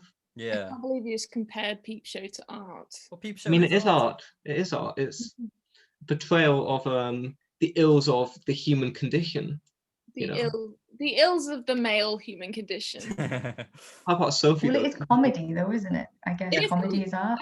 I've watched Peep Show with a bit of like a suspicious lens in the past times I've like seen it. Mhm.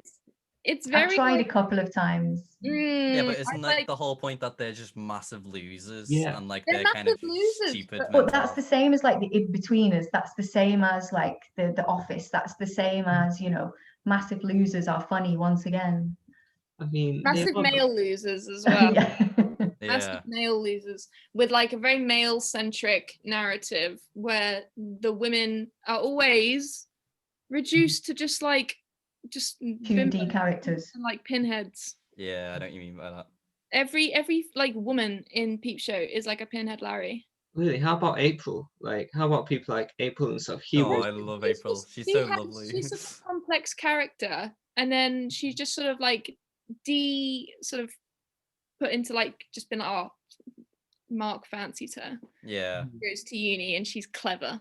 yeah. She's What is it like, that she's line he written says all where fucking work. she has She's the all perfect fucking combination of low self-esteem and beauty?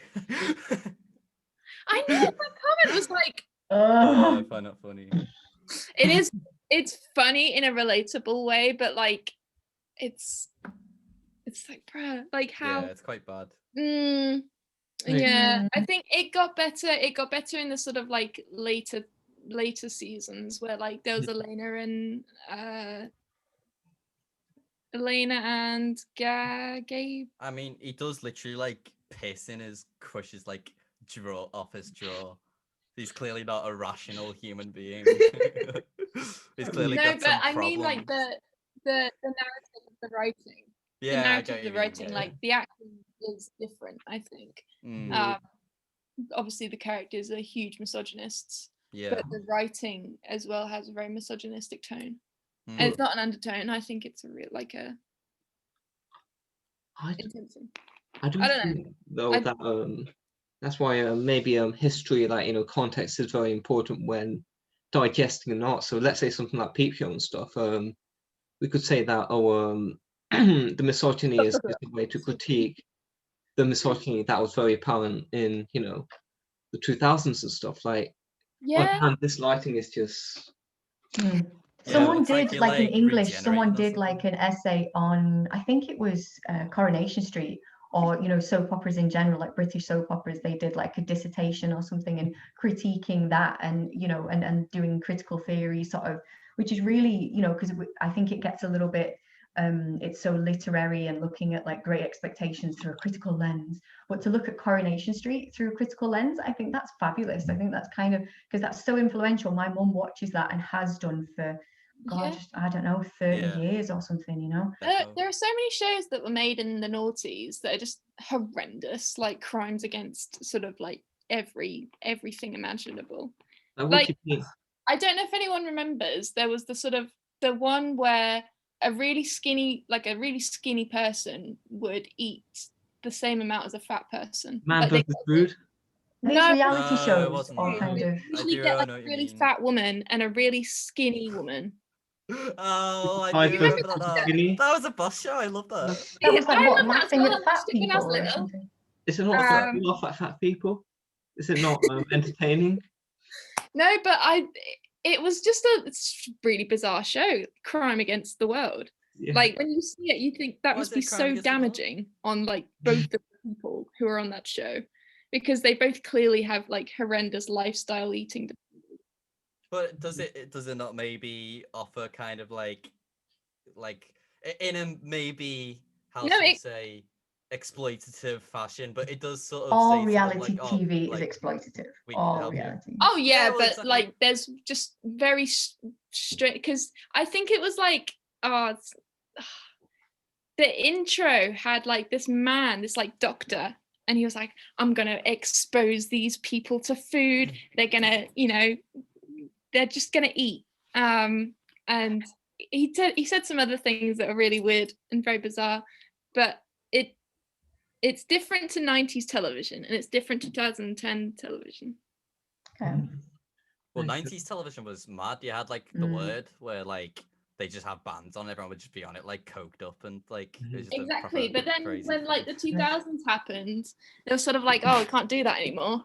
Yeah. Like there's regulations in now, and the sort of the BBC of Yeah, but whatever. this is the thing. Channel 4 back in the day used to be like, that would be the channel that you would go to watch something that the BBC wouldn't even touch. And now it's like BBC 2 that's showing things like, RuPaul's Drag Race or something like that would have been on Channel 4.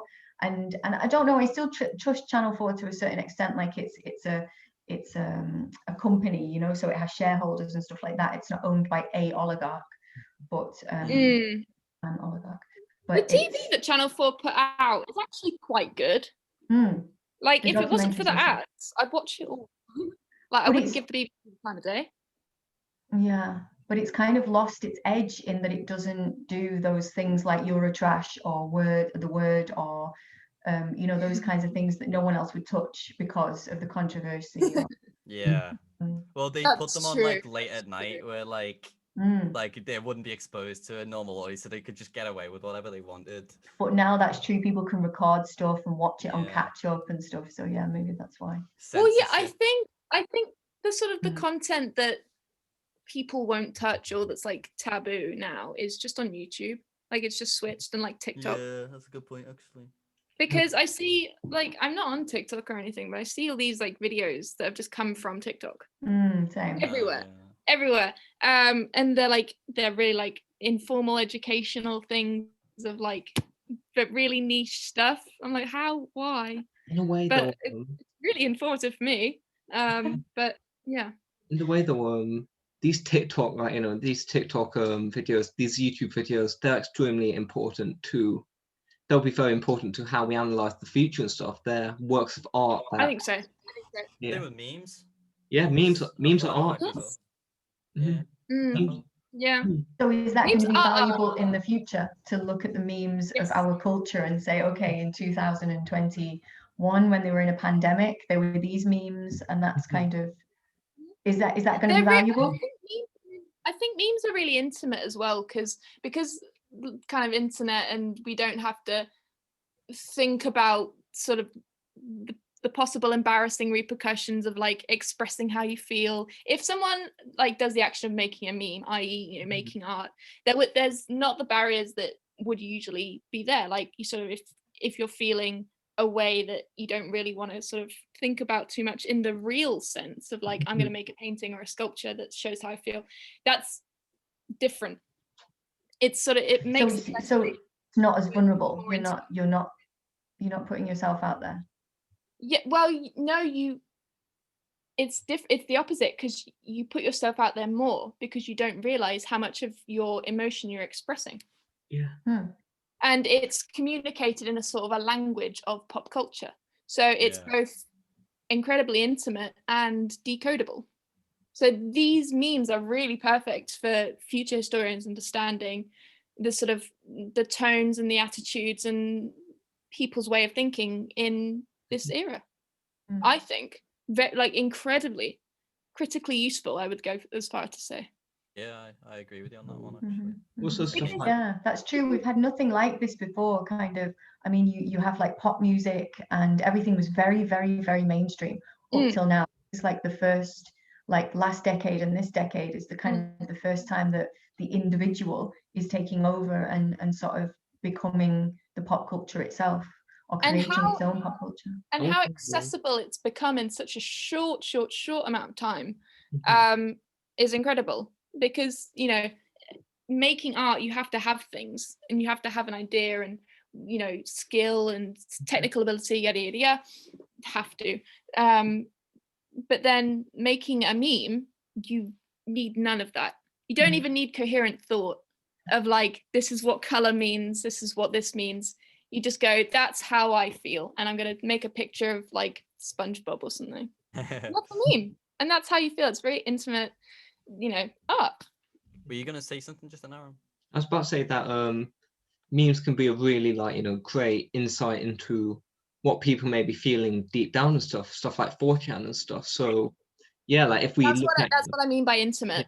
what 4chan's saying and stuff, like even in Well, 2000s yeah, and stuff. like things that people wouldn't be able to communicate in the real world because they'd feel embarrassed or ashamed or other things. It's, you know, not socially acceptable. Mhm. Yeah, definitely. Or they don't feel it is. So yeah, carry on. Like, stuff like you know, all this stuff that's been happening in like, you know, 2016 and stuff when Trumpism like was on the rise, and those were always like feelings that were, you know, deep down in 4chan. In like 2014, like way back, people saying, oh, we need to you know, get rid of the regressive left and stuff. Like it was always a thing, but I just feel like, you know, now it's really coming into the limelight just because Because I of don't know. memes. Yeah. Yeah. I don't know if you'll agree with me, Aaron. I browse a lot of like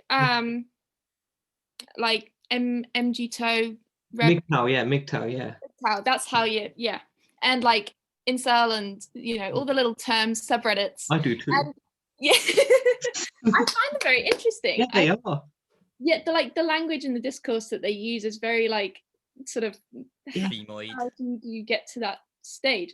But a main thing they communicate is through memes, and a lot of memes I've never ever seen before, and Like they're just CAD. Like exclusively CAD and stuff. sort of bits, and I don't understand them at all. Mhm. And I sort of have to sort of go and research more about it. Like you Do you see, think though, like a couple of my friends are really, really into serial killers and crime, and they listen to podcasts about it, watch documentaries about it, dramatizations about it, and they are quite sort of anxious people that you know sort of think that, you know, men are these like, you know, evil creatures. Do you not think that going into these little you know, rabbit holes of Reddit, They are little rabbit holes. incel, that you're kind of, it's like, you know, when you're a trained policeman or policewoman, you are trained to see sort of like the negatives or to be suspicious. That's your training. So do you not think then that that kind of takes over and you start to see that everywhere, as opposed to just, you know, it sort of, it skews your mind a little bit? I think it definitely does. It's definitely sort of made me sort of think, oh, like, what am I actually getting myself into here? Do I want to like keep going with looking at all these different? I don't think that that is very good for your mental health at all. No, it's Reddit subreddit rabbit holes at all. Yeah, you have to sort of distance yourself from these things, but the good thing is I don't understand what they're saying a lot of the time. So but then that makes you think about it more, no? Because then your imagination kind of tries to fill in the gaps, because you're like, well, I don't quite know what that means. My lack of knowledge helps me distance. Knowledge is poison. No, my lack of knowledge sort of helps me sort of distance myself from it and go, okay, well, I'm not. Right then, Tara, I've got a question. Do you think you're a Becky or do you think you're a Stacey? Do I think I'm Becky or Stacey? See, that's relating myself to the narrative, and that's what we don't do, Aaron. No. So, no comment. Perhaps he was making a joke. I was just joking, yeah. But yeah, I was about to say I'd say, what is it? Oh, sorry. No, you carry on. I was gonna say, isn't it like it's Chad and someone else? Yeah, there's there's like Chad and Virgin, yeah. versus Oh my god, Virgin, all the terms that these incels use is incredible. They like refer to women as femoids, don't Yeah, they? Yeah. they have this sort of like way of talking that's so not scientific, but sort of like a German science. depersonalized. I don't know. Maybe, but it's a sort of a German science in that they just smush words together, and that's a thing now. They have like the whole like they talk about like the red pill as well, don't they? Yeah, there's like all the different pills you can Black take, pill as well. different reviews you have. What's because as far as I'm aware, the red pill's sort of like once you take the red pill, you realize that you're just like genetically and biologically undesirable, and you That's never the black know if you pill. get a woman or- That's That's Oh, the is that black the black pill? the black Oh, pill I is thought where that's you're like, hey, I'm not genetically desirable. I will never get a girlfriend. I will never be anything in life because that's how I was programmed.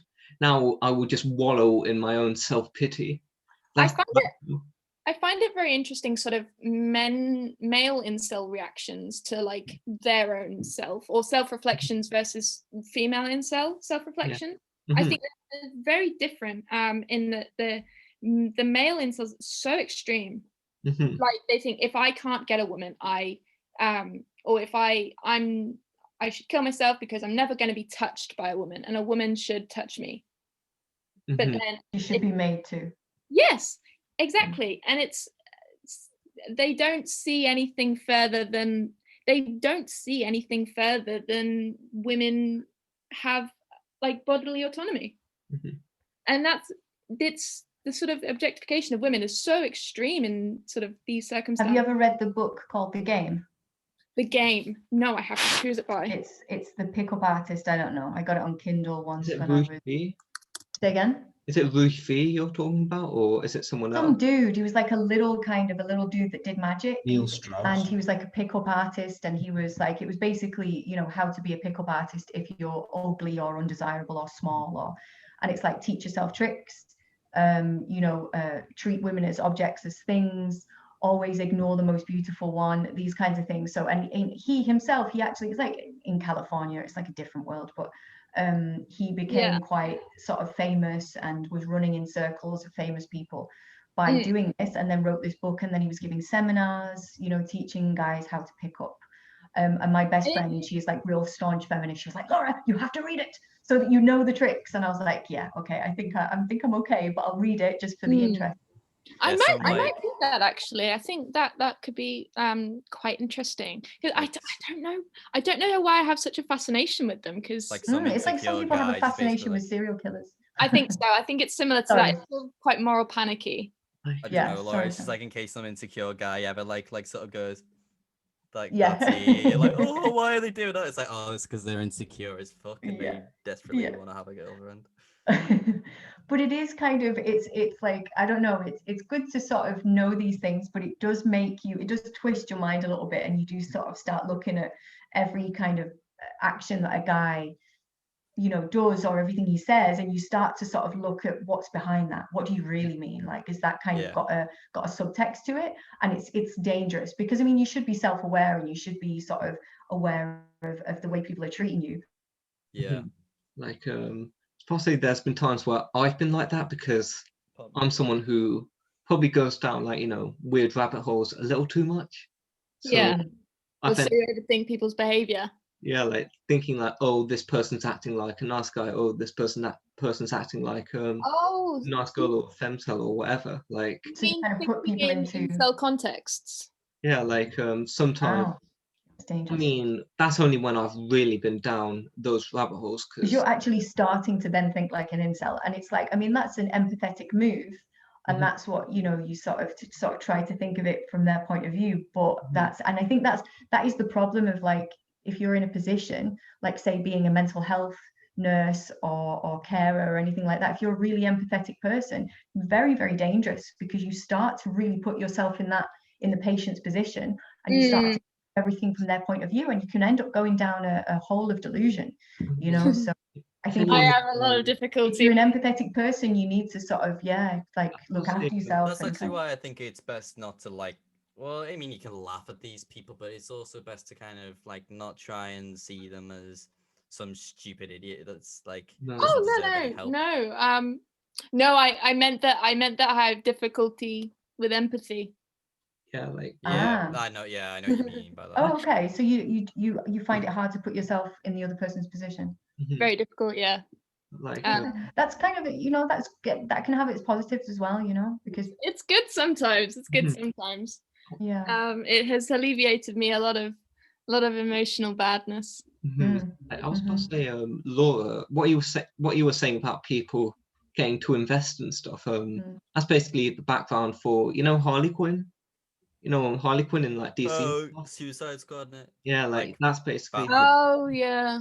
he was a mental health professional working with the Joker, but then he got wrapped up Ah, into this little really? world and Oh, stuff. so that's the backstory Yeah. of the Harlequin. Yeah. Okay. Then he agreed to fall into the vat, and then he became, the Joker's girlfriend or whatever. So, and what I do think as well is stuff like art history, it can really portray, the real problems with man. So I think Batman does this a lot where it's like, hey, Batman wouldn't have these villains if, he kind of fixed a lot of the societal problems with Gotham and stuff. This Yeah, no, this that's a good fictional point. man. Yeah. Seeing society through a lens of Batman. Okay. Oh no, I think there's Why not? value in that. Like, Yeah, no, for I sure. think, yeah. Because there is only, what is there? They say there's something like 7 narratives in the whole of storytelling history. There's only 7 grand narratives, and everything is a version of one of these 7 sort of basic stories. Yeah, Really? yeah. I'm onto like the hero's journey, which is like Star Wars and Lord of the Rings and all that, Exactly. and Harry Potter. Yeah. See, I don't studied know any media others, and I though. still don't know that. Like, Oh, I know there's the traditional Greek tragedy as well. Old Boy, which is supposedly one of them. And I remember watching a video essay on it, Mhm. Like, which yeah. also is a fantastic film and deserves to be watched by absolutely everybody. Not by Park Chan-wook. It's a Korean film, not the American remake. That's not very good. It's an abomination of a film and deserves to be destroyed. See, that deserves to be erased from history. Don't need access to that. then again, I'll send it after the pod. I was about to say, You've already got something better that existed before it. You don't need to Yeah. reproduce it in a shit sort of crappy way. Same Then- with RoboCop. that's a very controversial opinion. that wasn't a terrible remake though. No, it was. It I've wasn't not even terrible. watched it, but it was. Oh, it was. I don't need to watch it. I've You watched haven't the watched it, but it was. 1987 version of RoboCop, which is a masterpiece. It's a genuine Mhm. It is. masterpiece of a film, and it doesn't need to be remade. It's Mhm. the same with Ghostbusters. They remade Ghostbusters. I've not watched it, and I don't need to watch it because I know it'll be utter shit. You don't need to remake It one was. of the greatest films ever made. Hey, Ghostbusters is a really good film. Yeah. That was out. Yeah, with Bill Murray Yeah, yeah. and Dan Aykroyd. Not like what's his name? That really unfunny fucking what's her name? Melissa McCarthy, is it? Oh, the She basically, female, like- the female.